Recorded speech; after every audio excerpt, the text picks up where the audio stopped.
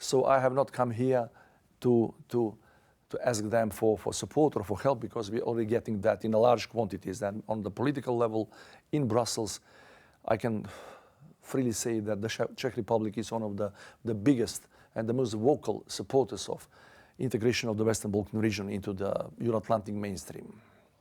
Today you have met Czech leaders, Czech President, Prime Minister, and both chairmen of both chambers of the parliament. What have you learned today? How strong is the support, or how strong do you feel it? I was really pleased to hear from all of them, from the government, from the president, from both houses of the parliament. I met 8, 9 senators, so all of them have been unequivocal in their support for as soon as possible membership of North Macedonia to the European Union. And I was really pleasantly surprised to see that all of them have been familiar even with the nuances of that very difficult process, very unique process we have had when trying to approach as soon as possible the European Union. They know a lot about the details with our latest dispute with our eastern neighbor Bulgaria. They know a lot about our previous dispute with Greece, so they're well acquainted with the Balkan affairs, so to say. But the support is there. They have been repeated many times by your president, even at the press conference, and we have no doubt about the Czech Republic.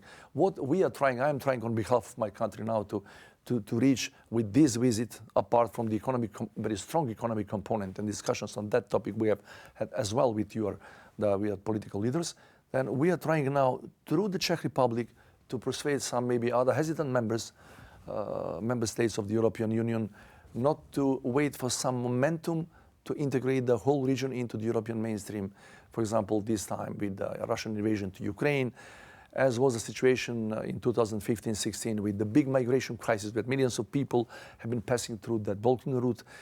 And then as well, because of that crisis, the Balkan region was back on the agenda, on the European agenda. We wouldn't like to see that kind of an incidents or problems or wars or conflicts or tensions then to be the reason why Western Balkans should be back on the European agenda.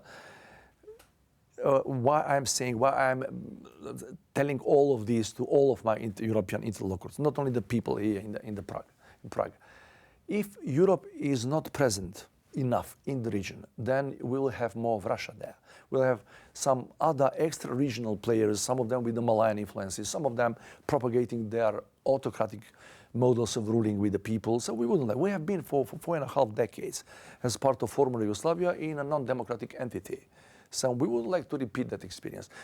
Many decades back, we have been as part of then former state, the part of the non-aligned movement. We are fed up with all of that types. Now it's fashionable to speak about BRICS. What we are looking for in that organization, they have only one common denominator: hate against the United States of America. That's certainly not enough for basis to assemble with other people, like-minded nations, and we are speaking about economic prosperity, higher standards of living, better life for our young generations.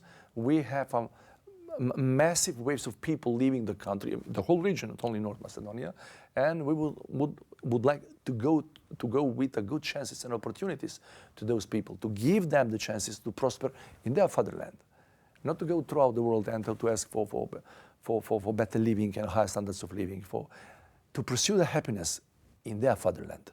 So in BRICS, we cannot get that. Everybody knows that. President of the European Council, Charles Michel, this week he said that European countries must be prepared for expansion by 2030. Do you see this date as possible, or do you want a bit earlier? It is possible because we are speaking, according to all the estimations we have made in the meantime in my country, that 2030, as I said, if we're not facing these types of unreasonable obstacles and hurdles on that path, that data is quite possible, not only for North Macedonia, for everybody else in the Western Balkans.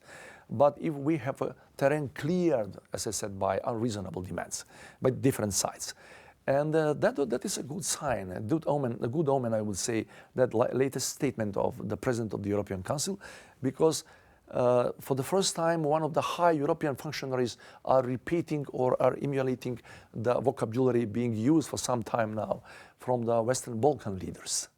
We have been speaking for many times, in many occasions, about 2030 as a kind of a time frame to join the European Union. And now it's good to hear some of the leaders of the European Union speaking with the same language. Yesterday you have met with people from Macedonia here in Prague. How important is for them, to your country, to join the European Union? It's important because we have the brightest, the youngest, the most capable of the young people leaving Macedonia, fortunately, looking for the better opportunities in their lives. And when I was speaking about that very big demographic danger for the nation and our ambition to join the European Union as soon as possible, both of them are tightly connected.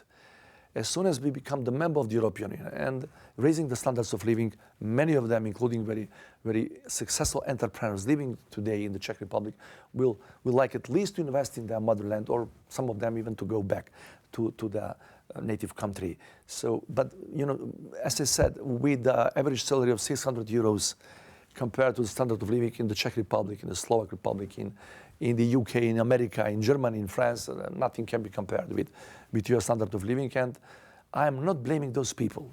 I am blaming all of us, all political leadership since our independence, concluded with the current political leadership, where I'm the part of, that we have not been able, out of different reasons, to create a better environment for these people to thrive and to prosper in their own country, not to pursue the happiness somewhere in the world.